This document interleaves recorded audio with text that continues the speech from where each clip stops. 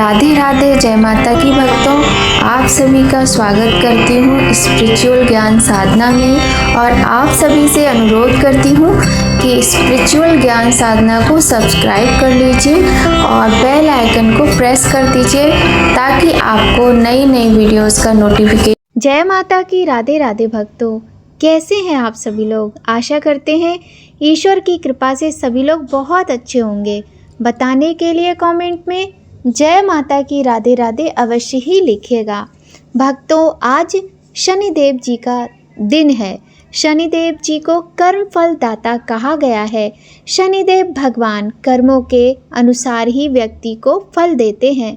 कहते हैं शनिवार के व्रत रखने से शनि दोष में कमी आती है, साथ ही शनिदेव भगवान का आशीर्वाद भी प्राप्त होता है।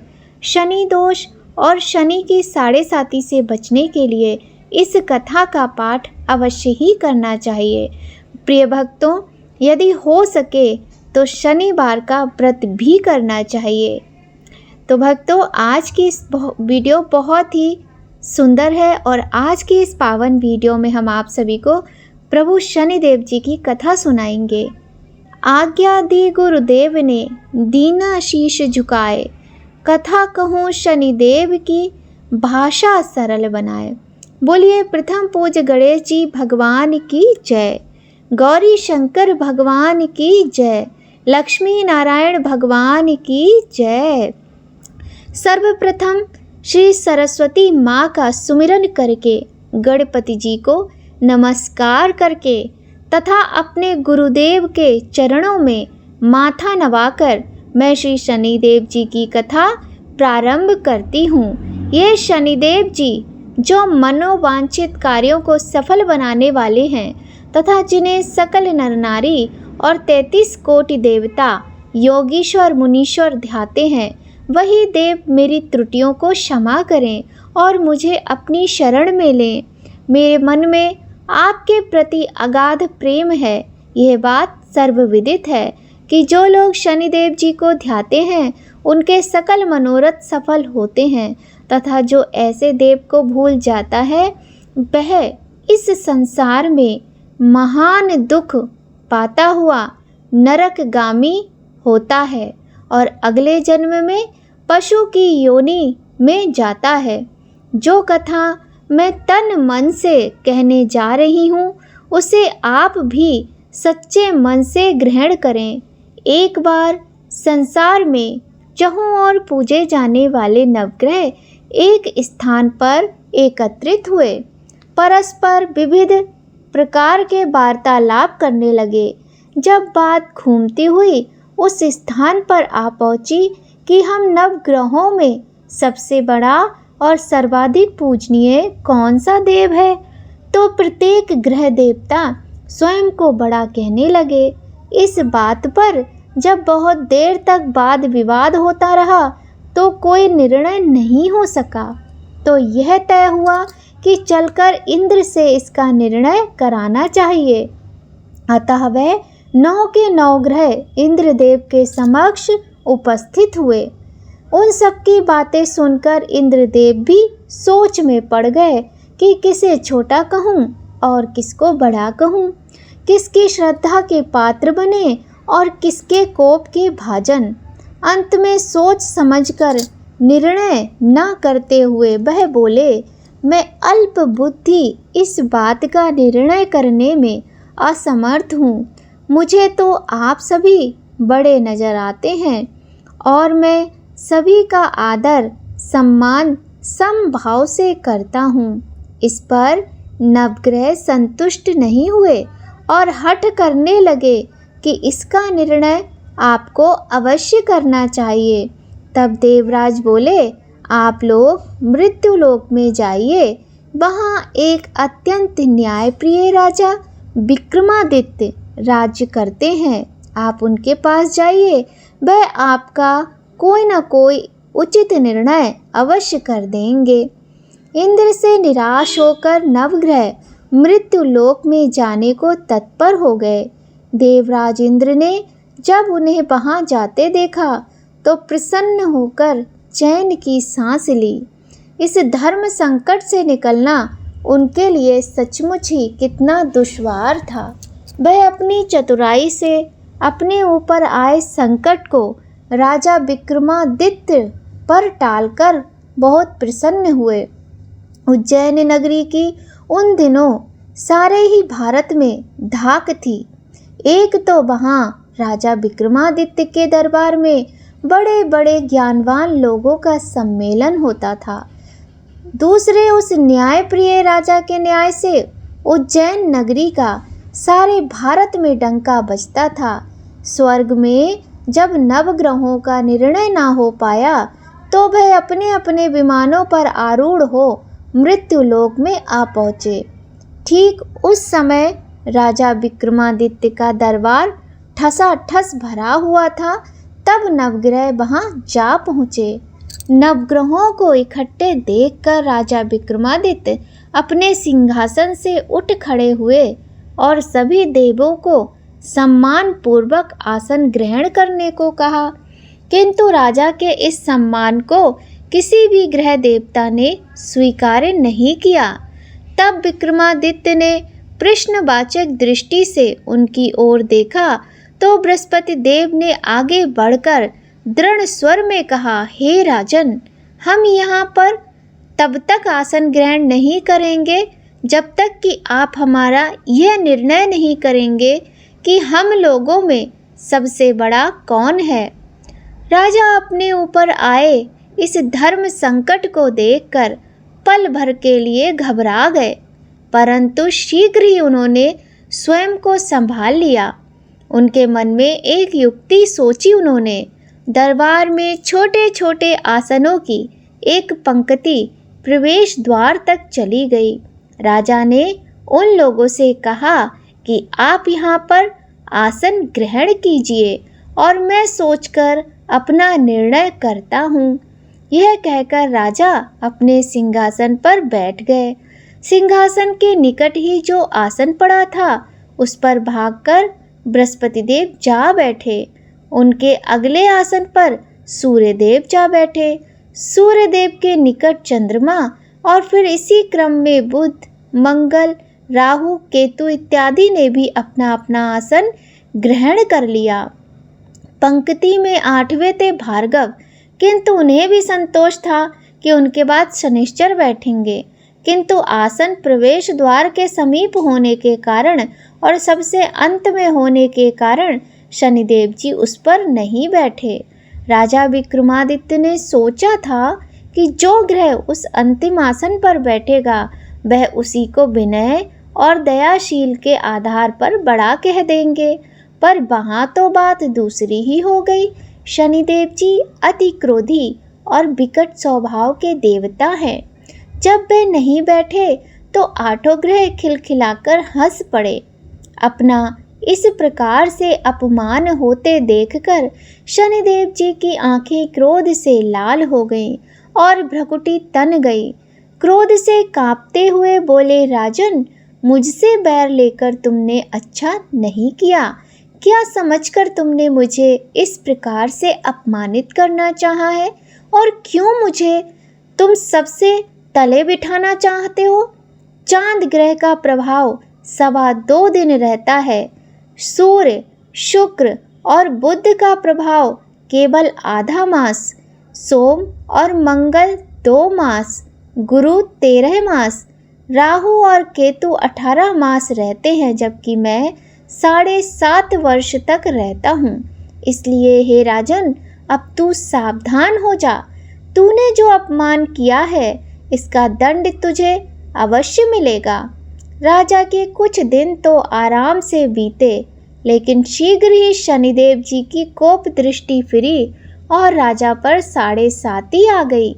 उन्हीं दिनों एक व्यापारी कुछ घोड़े बेचने के लिए उज्जैन नगरी में आया। सुंदर सुंदर घोड़े देखकर राजा का जी ललचा गया। राजा ने उन्हें खरीदने का आदेश दिया। घोड़ों में एक घोड़ा भंवर नाम का था। राजा उस पर चढ़कर देखने लगे। कुछ देर तक तो घोड़ा राजा को लिए वहीं घूमता रहा, लेकिन फिर सहसा वह भाग खड़ा हुआ। राजा को बड़ा अचंभा हुआ कि घोड़ा एक भयानक जंगल में उन्हें पटक कर अंतर्ध्यान हो गया। राजा अकेला उस वीरान जंगल में भटकने लगा। सायंकाल के समय जब राजा को प्यास बहुत अधिक सताने लगी तो वह जोर जोर से चिल्लाने लगा। उधर एक पगडंडी से एक ग्वाला अपने गांव को जा रहा था। वह राजा की आवाज़ सुनकर रुक गया। राजा उसके पास गया। ग्वाले ने उसकी व्यथा जानकर उसे निकट की नदी पर ले जाकर पानी पिलाया। पानी पीने के बाद राजा स्वस्थ हो गया और प्रसन्न होकर उसने ग्वाले को अपने हाथ की अंगूठी उतार कर दे दी और उससे कहा कि मैं उज्जैन का रहने वाला हूँ, यहाँ रास्ता भटक गया हूँ, तुम मुझे रास्ता दिखाओ। तब ग्वाला उसे अपने साथ गांव में ले गया। वहाँ एक मिष्ठान की दुकान पर राजा ने मिठाई खा पी कर भूख मिटाई और दुकानदार को भी एक अंगूठी उतार कर दे दी। दुकानदार के पूछने पर उसने उससे भी यही कहा कि वह उज्जैन नगरी का रहने वाला है और उसका नाम बोना है। फिर वह दुकान के बंद होने तक वहीं बैठा दुकानदार से बातें करता रहा। उस दिन दुकानदार की बिक्री बहुत अधिक हो गई। उसने सोचा, यह पुरुष अत्यंत भाग्यवान है जो इसके आने से आज मेरी इतनी बिक्री हुई है। इसलिए रात होने पर वह उससे बोला कि वह उसके साथ घर चले और उसके साथ ही भोजन करे। राजा भी मान गया।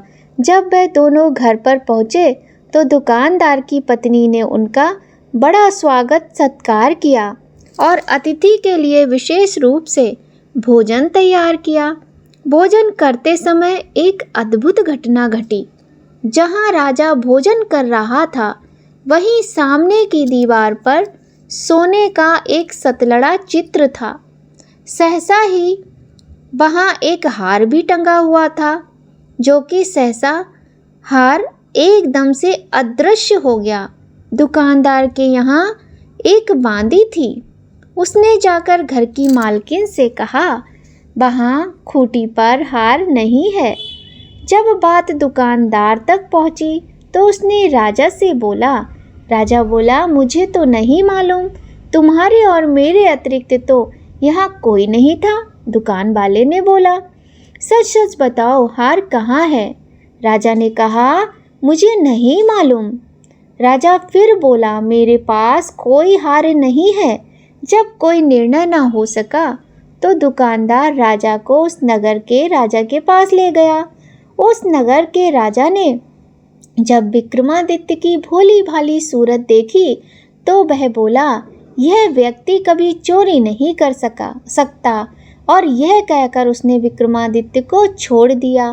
विक्रमादित्य जब उसे नगर में यूं ही इधर उधर घूम रहे थे तब उस नगर के एक तेली ने कहा कि वह उसके यहाँ काम कर ले तो उसे वह रहने को स्थान और खाने को सामग्री भी देगा। राजा मान गया और तेली उसे अपने घर ले आया। वहाँ सारा दिन राजा धाड़ी पर बैठा उसके बैलों को हाँकता रहता और तेली बाजार में तेल बेच आता। जब वर्षा ऋतु आई और मूसलाधार वर्षा होने लगी तब धाड़ी पर बैठे हुए विक्रमादित्य ने मौज में आकर ऊंचे ऊंचे स्वर में राग अलापना आरंभ कर दिया। निकट ही उस नगर के राजा का राजमहल था। वहाँ खिड़की में बैठी राजकुमारी ने जब राजा का मधुर स्वर में गीत सुना तो वह अपना दिल हार बैठी। उसने बांदी को पता करने के लिए भेजा।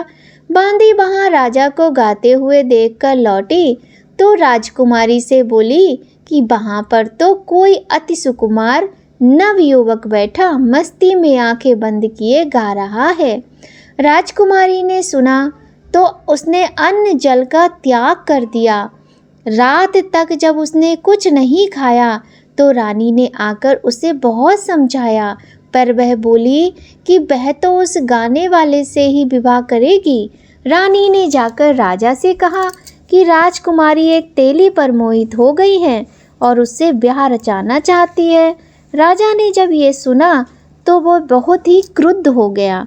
उसने तेली के घर से विक्रमादित्य को बुला लिया और उसके हाथ काटकर जंगल में फिकवा दिए। जब ये बात राजकुमारी को पता चली तो वह अपनी बात पर और दृढ़ हो गई। बोली, मैं तो अब उसी वर को चुनूंगी, वह चाहे कैसा भी हो, मैं उसी से विवाह करूंगी। बेटी की हठ देखकर लाचार हो राजा ने दोबारा विक्रमादित्य को नगर में बुलवाया और उससे राजकुमारी का मामूली ढंग से पाणी ग्रहण कराया और एक साधारण से घर को बसा दिया। दोनों ही वहाँ रहने लगे। एक दिन जब विक्रमादित्य सोए थे तो स्वप्न में उसे शनिदेव दिखाई दिए। विक्रमादित्य ने उनके सामने नमस्कार किया और क्षमा याचना की। शनिदेव जी ने उन्हें आशीर्वाद दिया और बोले, अब तुम्हारी साढ़े साती समाप्त हो गई है। राजा बोले, मुझसे जो गलती हुई उसके लिए मुझे क्षमा कर दीजिए। शनिदेव जी ने मुस्कुराकर उन्हें आशीर्वाद दिया और राजा के दोनों हाथ भी वापस आ गए। राजा ने अपनी पत्नी राजकुमारी को रात को जगाया नहीं। वह रात को उसके गले में अपनी बाहें डालकर सो गए। सुबह जब राजकुमारी की आंख खुली तो उसने अपनी गर्दन में बाहें पड़ी देखी और वह चौंक कर उठ बैठी। लेकिन शीघ्र ही उसने जब विक्रमादित्य को जगाया और सब बातों से जब विक्रमादित्य ने उस राजकुमारी को अवगत करा दिया, तब वह वहाँ के राजा के पास पुनः पहुँचे और उन्हें भी ये बात मालूम हुई। वह भागा भागा आया और उस अपंग को फिर से स्वस्थ देखकर चकित रह गया। उसको भी विक्रमादित्य ने यही कहा कि यह सब शनिदेव जी की कृपा का फल है और विक्रमादित्य ने अपना वास्तविक परिचय भी उस राजा को दिया। सारा किस्सा विस्तार से सुनाया। सुनते ही राजा विक्रमादित्य के चरणों में गिर गया और क्षमा याचना करने लगा। बस यह खबर शीघ्र ही सारे नगर में फैल गई। दुकानदार को जब यह खबर मिली तो वह भागा भागा आया और विक्रमादित्य के पांव में लौटने लगा। विक्रमादित्य ने उसे उठाकर आसन पर बिठाया और कहा, तुम घर जाकर उस खूंटी पर देखो, हार टंगा होगा। सच ही दुकानदार ने देखा तो वहाँ हार टंगा पाया। राजा ने नौकरानियों के साथ लश्कर समेत विक्रमादित्य को विदा किया। राजा विक्रमादित्य जब राजकुमारी को लेकर अपनी नगरी उज्जैन में लश्कर समेत पहुँचे तो सारी नगरी में उत्साह छा गया। अपने राजमहल में प्रवेश करने से पूर्व विक्रमादित्य ने नवग्रहों की पूजा की और शनिदेव जी को सर्वोच्च स्थान दिया। साथ ही उसने नगर में ढिंढोरा पिटवा दिया कि शनिदेव जी मनोवांछित फलों को देने वाले हैं और नवग्रहों में सर्वोच्च स्थान रखते हैं। इस प्रकार शनिदेव जी को मनाकर विक्रमादित्य ने अपने राज्य, यश और कीर्ति को प्राप्त कर लिया। बोलिए प्रिय भक्तों, श्री शनिदेव भगवान की जय। बोलिए नवग्रहों की जय। जैसी सुनी तैसी कही, इसमें झूठ न साच। विक्रम भूप इतिहास को सज्जनों देखो बाँच। सुने सुनावे शनि कथा, गावे जो चितलाए। सत्य वचन है संत का, बाको संकट जाए। बोलिए श्री शनिदेव भगवान की जय। भक्तों, हमने आज शनिवार के पावन दिन प्रभु शनिदेव जी की सुंदर कथा सुनी। कथा आपको कैसी लगी हमें बताइएगा ज़रूर। और अगर आपको हमारी कथाएं ये अच्छी लग रही हैं तो आप लाइक ज़रूर कीजिएगा। तो भक्तों, आइए अब हम कर लेते हैं आज शनिवार के इस सुंदर दिन शनि चालीसा का पाठ। जय गणेश गिरिजा सुमन, मंगल करण कृपाल। दीनन के दुख दूर कर, की जय नाथ निहाल। जय जय श्री शनिदेव प्रभु, सुनो विनय महाराज। करो कृपा हे रवि तनय, राखो जन की लाज। जयति शनिदेव दयाला, करत सदा भक्तन प्रतिपाला। चारि भुजा तनु श्याम विराजय, माथे रत्न मुकुट छवि साजय। परम विशाल मनोहर भाला, टेढ़ी दृष्टि भिकुर भ्रकुटी विकराला। कुंडल श्रवण चमाचम चमके, हिये माल मुक्तन मणि दमके। कर में गदा त्रिशूल कुठारा, पल बिच करें अरहि सनहारा। पिंगल कृष्णो छाया नंदन, यम कोड़स्त्र रौद्र दुख भंजन। सौरी मंद शनि दश नामा, भानुपुत्र पूजई सब कामा। जा पर प्रभु प्रसन्न हुए जाहि, रंग कौराव करे क्षण माही। पर्वतों तृण होई निहारत, तृणों को पर्वत कर डारत। राज मिलत बन रामई दीन्यों, कह के कीमत हर लीन्यों। वनों में मृग कपट दिखाई, मातु जानकी गई चुराई। लखनई शक्ति विकल करि डारा, मचिगा दल में हाहाकारा। रावण की गतिमति बौराई, रामचंद्र सो बैर बढ़ाई। दियो कीट करि कंचन लंका, बजि बजरंग वीर की डंका। नृप विक्रम पर तुहि पगुधारा, चित्र मयूर निगल गए हारा। हार नौ लखा लाग्यो चोरी, हाथ पैर डरवायो तोरी। भारी दशा निकृष्ट दिखायो, तेलई घर को लू चलवायो। विनय राग दीपक मय कीन्यो, तब प्रसन्न प्रभु हुए सुख दीन्यो। हरिश्चंद्र नृप नारि बिकानी, आपों भरे डोम घर पानी। तैसे नल पर दशा सिरानी, भूजी मीन कूद गई पानी। श्री शंकर गयो जब जाई, पार्वती को सती कराई। तनिक बिलोकत ही कर रीसा, न बूढ़ गयो गौरी सुत सीसा। पांडव पर वह दशा तुम्हारी, बची द्रौपदी होई उगारी। कौरव के भी गतिमति मारियो, युद्ध महाभारत कर ढारियो। रवि कै मुख तै धरि तत्काला, लेकर कूद पर्यो पैताला। शेष देव लख विनती लाई, रवि को मुख ते दियो छुड़ाई। वाहन प्रभु के साथ सुजाना, जगदिग्गज गर्दभ मृग स्वाना। जम्बुग सिंह आदि नखधारी, सो फल ज्योतिष कहत पुकारी। गज वाहन लक्ष्मी ग्रह आवे, है ते सुख संपत्ति उपजावे। गर्दभ हानि करे बहु काजा, सिंह सिद्ध कर राज समाजा। जम्बुक बुद्धि नष्ट कर डारे, मृग दे कष्ट प्राण संहारे। जब आवे प्रभु स्वान सवारी, चोरी आदि होए भर भारी। तैसे न चोरी आदि होए डर भारी। तैसे ही चारि चरण ये नामा, स्वर्ण लौह चांदी अरुतामा। लौह चरण पर प्रभु जब आवे, धन जन संपत्ति नष्ट करावे। समता ताम्र रजत शुभकारी, स्वर्ण सर्व सर्व सुख मंगलकारी। जो ये शनि चरित्र नित गावे, कबहु न दशा निकृष्ट सतावे। अद्भुत नाथ दिखावे लीला, करें शत्रु के नश बल ढीला। जो पंडित सुयोग बुलवाई, विधिवत शनि ग्रह शांति कराई। पीपल जल शनि दिवस चढ़ावत, दीप दान दय बहु सुख पावत। कहत नाम सुंदर प्रभु दासा, शनि सुमरत सुख होत प्रकाशा।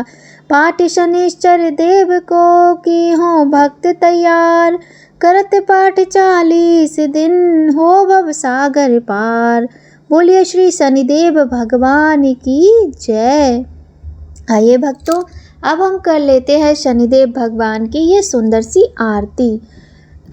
जय जय श्री शनिदेव भक्तन हितकारी, सूरज के पुत्र प्रभु छाया में तारी। जय जय श्री शनिदेव भक्तन हितकारी, सूरज के पुत्र प्रभु छाया में तारी। श्याम अंग वक्र दृष्टि चतुर्भुजाधारी, श्याम अंग वक्र दृष्टि चतुर्भुजाधारी। नीलांबर धर ध्यान गज की सवारी। जय जय शनिदेव प्रभु भक्तन हितकारी, किरीट मुकुट शीश रचित दीपत है लिलारी। किरीट मुकुट शीश रचित दीपत है लिलारी। मुक्तन की माला गले शोभित बलिहारी। जय जय शनिदेव प्रभु भक्तन हितकारी, मोदक मिष्ठान पान चढ़ते हैं सुपारी, मोदक मिष्ठान पान चढ़ते हैं सुपारी, लोहा तिल तेल उड़द महेश अति प्यारी, जय जय शनिदेव प्रभु भक्तन हितकारी, देव धनुज ऋषि मुनि सुमिरत नर नारी, देव धनुज ऋषि मुनि सुमिरत नर नारी, विश्वनाथ धरत ध्यान शरण है तुम्हारी, जय जय शनिदेव प्रभु भक्तन हितकारी, जय जय शनिदेव प्रभु भक्तन हितकारी, सूरज के पुत्र प्रभु छाया में तारी। भक्तों बोलिए श्री शनिदेव भगवान की जय। आप सभी पर न्याय के देवता प्रभु श्री शनिदेव भगवान का आशीर्वाद सदा बना रहे, इसी कामना के साथ आज की वीडियो यहीं पर संपन्न होती है। भक्तों वीडियो पसंद आए तो लाइक ज़रूर करें, कमेंट करें, वीडियो को शेयर करें। चैनल पर यदि पहली बार आए हैं तो चैनल को सब्सक्राइब करके बेल आइकन प्रेस कर दीजिएगा, ताकि आपको आने वाली वीडियोस का महत्वपूर्ण नोटिफिकेशन सबसे पहले मिले। तो भक्तों आप सभी से विदा लेते हैं। जय माता की। राधे राधे भक्तों।